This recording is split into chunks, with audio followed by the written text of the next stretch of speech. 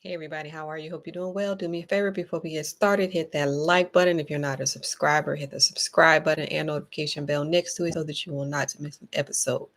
So we're going to talk about the real estate market. So the real estate market, what to expect in 2025. So we're just going to recap what is going on in the real estate market. Thus far, the rates are at 6.48%. So we are seeing rising home prices.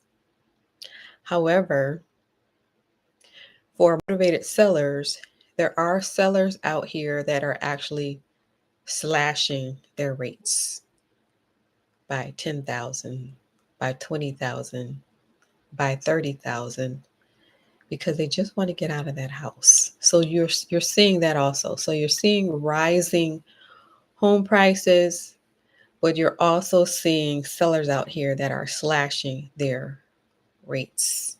All right. So even though they slash their rates, the home price is still high. But that is happening. All right. So the rates currently are at 6.48%. It is recommended not to wait until it goes to 3%. So there are a lot of people on the sidelines waiting for these rates to drop. And so don't wait for the rates to drop to 3%. However, you are going to buy when you get ready. All right. When you get ready, that's when you're going to get into the market. So it is advisable to get started now, even if you don't plan on buying now, because the process takes a long time. So just getting started is advisable to get started. And then when it comes to buying, you cross that bridge when you get to it. All right. So mortgage rates, they are tracked by the 10-year treasury. They are not associated with the feds cutting the rates. They're actually associated with the 10-year treasury.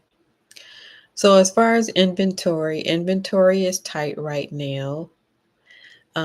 Reason being, for sellers, a lot of sellers, they are holding on to their property because they already have good rates.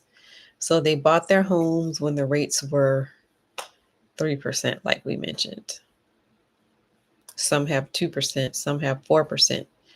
So the sellers that have good rates, they are holding on to those properties because they already have good rates.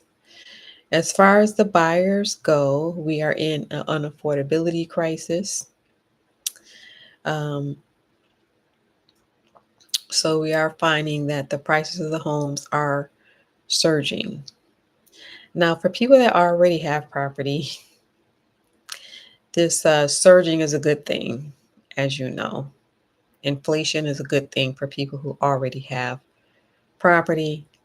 Inflation means it's increasing the appreciation of the home, increasing the equity of the home, and equity is wealth. All right. So for people who are not homeowners yet, quote, yet, there is an unaffordability crisis. However, if you look in certain areas, you can find something that is comfortable for you. It's just going to take looking. All right. So, certain areas, you can find something that is comfortable for you.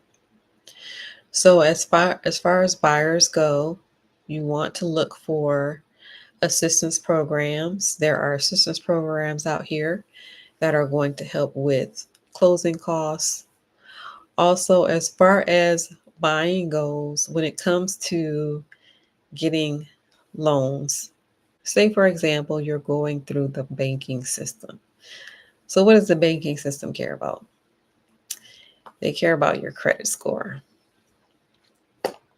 So, credit score, getting that credit score up as high as possible um, in terms of getting a loan. The better the credit score, the more money you can get. That's how the system works. And then, even if your credit is top notch, they have found another way to block you, and that is your debt to income ratio. So you could have the best credit score in the world, but if you have debt, they're going to look at that and calculate that and come up with what is called a debt to income ratio.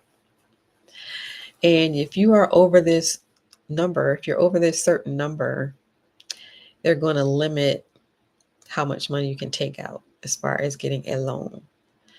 So the two important things when it comes to getting a loan are credit score, yes. And then also they're looking at how much debt you have. So the more debt, the less money they're going to loan you. And that's how the system works. The system gives money to people that don't need the money. So this is if you're going through the banking system. And then there are ways around that. And that's when you get into creative financing, which is different from going through the banking system. All right, some things that they are noticing out here in the markets are that there are more cash buyers out here. That is something that they're noticing. They're also noticing that home sales are the lowest that they ever been since 1995. All right. So what does that mean? That means that people are not here buying homes, and that would be good for you if you're a buyer. That means you don't have competition. As soon as they lower those rates, the competition is going to go back up.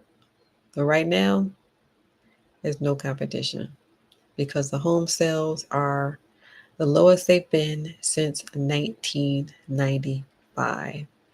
So some things they're noticing, there are more cash buyers out here. The median age for looking for a home is 38. So the age is going up. And then they're also noticing that there are more single female buyers. So when they look at the demographics, they are seeing that there are more buyers that are females and they're single. All right. So when it comes to the seller selling the home, the best time to list the home is February, March. That is right before spring. People tend to look for homes in the springtime. All right. So this is what to expect in 2025. Like I said before, home sales have dropped. They are the lowest since 1995. This is according to the National Association of Realtors. Rates currently around 6.48%. And you don't want to wait on the sidelines. You don't want to wait for 3% because it may not never ever go to 3%. Right? It could go even higher, especially we have the tariffs, things like that. So not a good idea to wait around. However, you do want to wait when the time is right for you and when your circumstances are right. Everybody has different circumstances. So you know what's best for you. You want to make sure that you don't over leverage and make sure that you are not overextending yourself. So you will know what that monthly mortgage payment will be before you buy the home. And then you're going to make sure that you're not overextending yourself, that this is something that is comfortable for you, comfortable for your budget.